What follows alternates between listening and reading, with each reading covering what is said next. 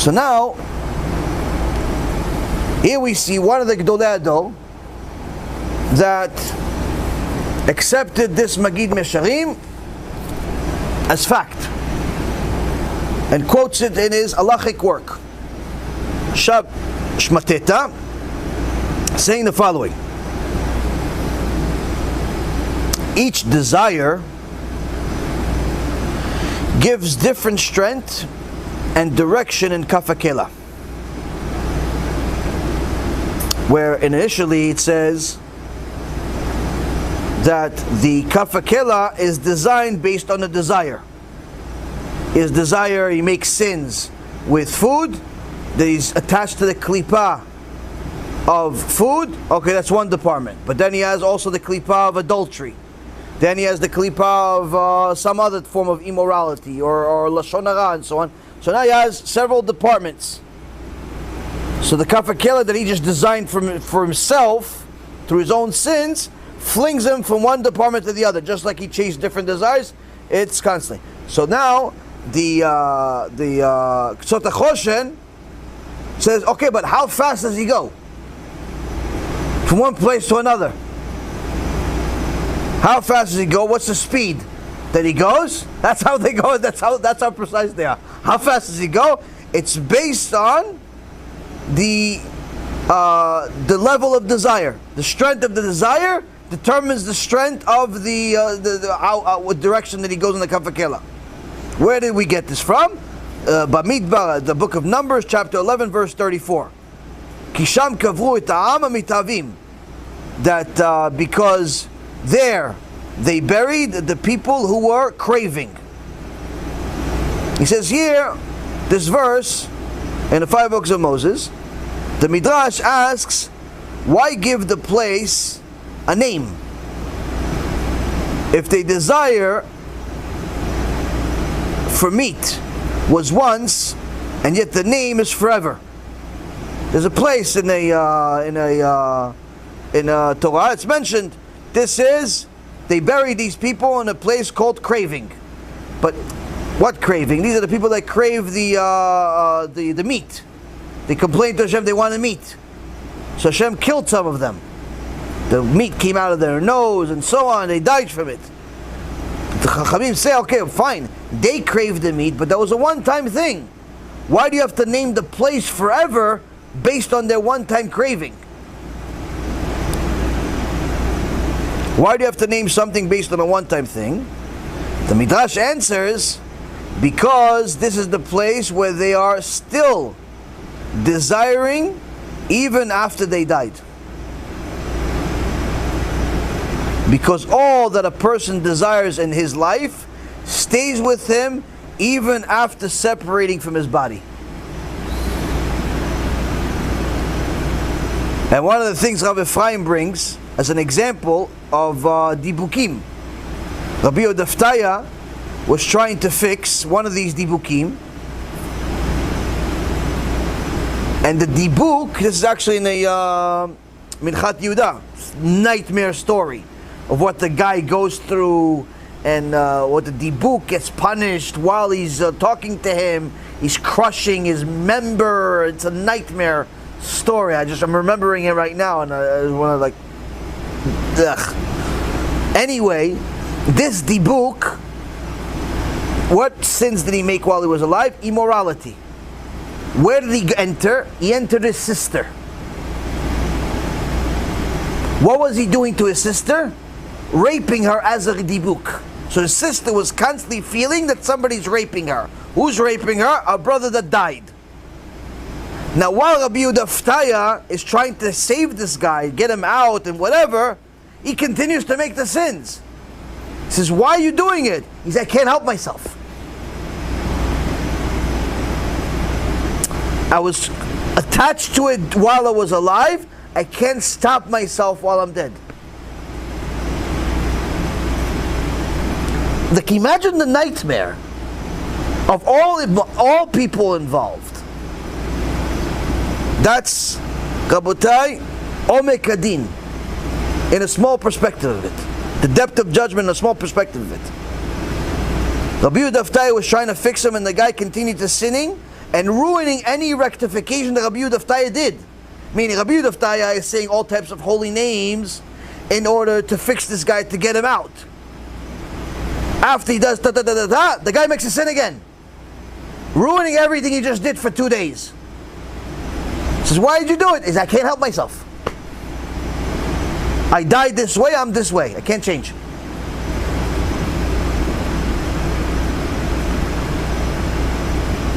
That's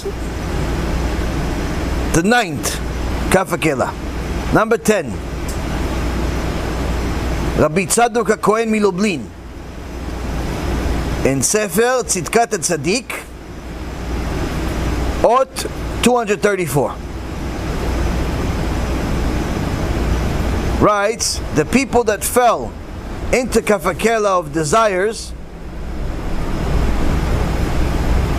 continued to live there with the same jealousy, the same kavod, the same imaginary desires as they did in this world, whereby they have endless anxiety for things and desires of this world that they can no longer do.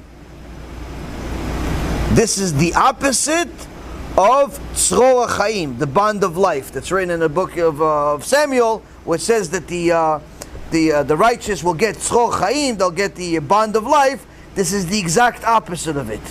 Why the opposite of it? It says the whole time that they were in Chaim, they desired this, desired that, desired it, and they were able to fulfill their desire. The punishment in Kaf Hakela is to have all of the anxiety of their desires, but they can't fulfill it. Shem Yishmor v'yatzil. Imagine a person can't handle themselves. Like some people are like obese, but they're not obese because they were born that way, because of such a defect, but rather because they're addicted to food. They're addicted to food. Imagine a person, you put them in a glass little cage thing, and then you open the glass, and what is it? All the favorite cakes. Stay like that for a week. And the cakes stay fresh, they keep changing them, freshening them up. And then they bring, and all they can do is just look at them.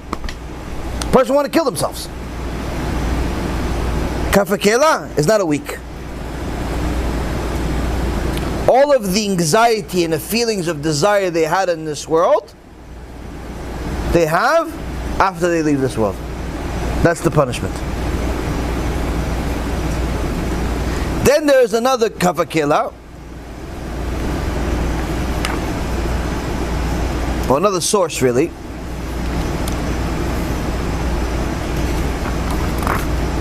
No, there's a lot more information. The Baal Shem Tov. Baal Shem Tov al Torah. Baal Shem Tov al Torah in Parashat Shmot, in Sefer Shmot, Parashat Yitro. He brings Tehillim 107, verse 4. It says, they wandered in the desert, in a desolation of the path. They found no inhabited city. Ta'u b'midbar b'shimon, derech ir moshav lo matzau. The Baal Shem Tov says, they mistake all week. Instead of going in a good way, the way of the Kedusha, they go in the way of the illusion. After the Klippa, the absence and the Klippa.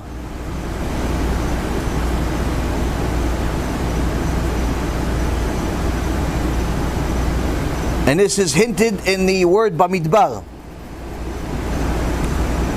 Bamidbar, the Gematria is Avraham, that stands for Chesed, and it stands against the first day of the week.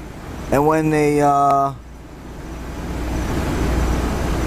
first day of the week comes, suddenly he has the strength to control, which is the Chesed of Hashem that sustains the powers of Tumah.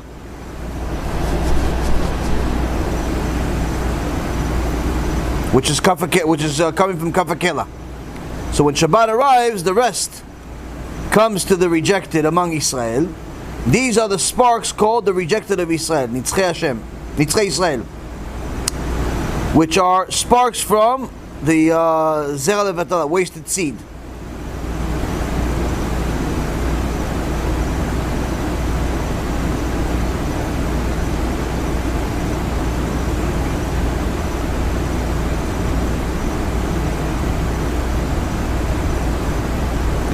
In so many words, the language of the Baal Shem Tov is very deep, hard to narrate, at least for me. But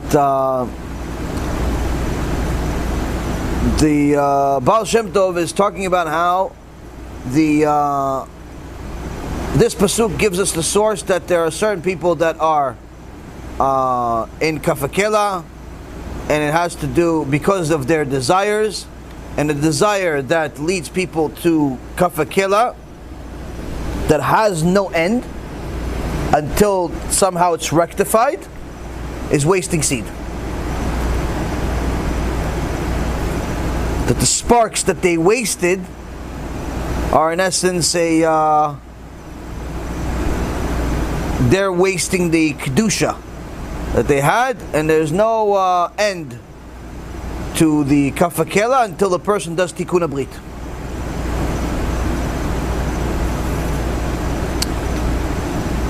Now the Agadat Bereshit Buber in perek 35 Ot Aleph 1, he quotes also the same verse in book of Samuel 25:29, and he asks, what is the Tzro Chaim? What is the bond of life? It's Hashem Yitbarach, where it's written in the book of Jeremiah, chapter 10, verse 10. But Hashem, your God, Hashem is Emet. He's true. He is the living God and the eternal King. And the soul of your enemy will be slingshot to Kaf Hakela. Is referring to the dispersing of the soul in the four corners of the world, and again return to the slingshot, Kaf Hakela, and again dispersed. And these are the souls of the Reshaim. So he is, in so many words, where here it's talking about how the punishment of Kaf Hakela is in essence the constant distancing from Hashem into different directions, four corners of the world. Next is the Zohar, Parashat Truma, page 142b. Says the following: because there's a nefesh, meaning a soul, that doesn't get rest in heaven, but rather destroyed with the body. And this is the one that it's written about in the book of Samuel, which wanders and rolls around the world and has no rest at all, during day or night. And this punishment is worse than everything, as it will be destroyed with the body. So the Zohar Parashat Truma talks about Kaf Hakela, and this is in essence describes it as the worst possible punishment, because it's body and soul at the same time. Now, similar to Chibut HaKever, but apparently different.